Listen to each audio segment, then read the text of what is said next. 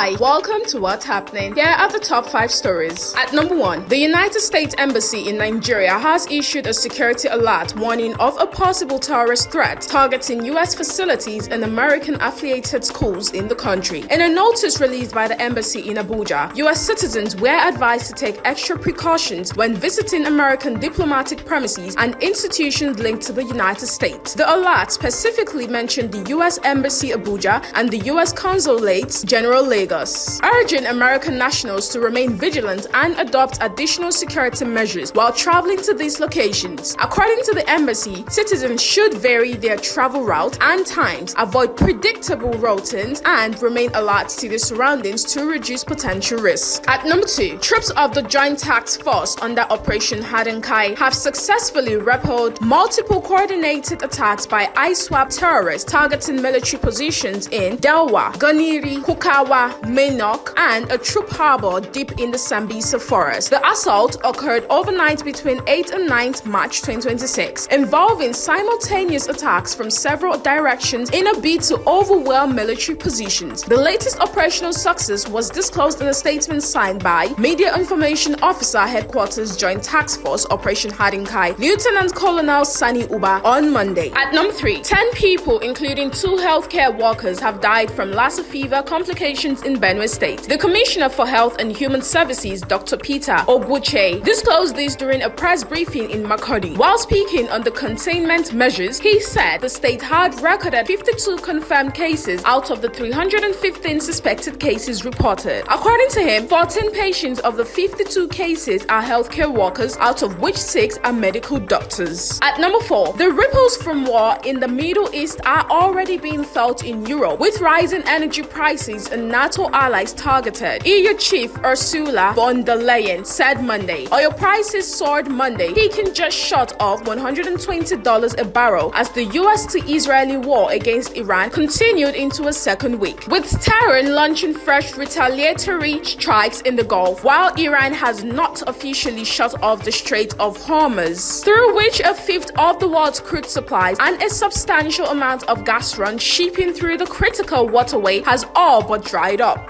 At number 5, a former Super Eagles coach, Adegboye Onigbinde, has died at the age of 88. His family announced the passing on Monday via a message signed by a member of his family, Bolade Adesui. The statement added that final funeral arrangement would be communicated later. Onigbinde led the country to the 2002 FIFA World Cup in Japan/Korea. He returned to the Doggots in 2002 after a first stint as coach of the Green Eagles between 1982 and 1984, replacing the late Shaibu Amodu in 1984. Onigbinde led Nigeria to the final of the 1984 African Nations Cup, where they lost 3-1 to Cameroon. That's all for now. See you next time on What's Happening.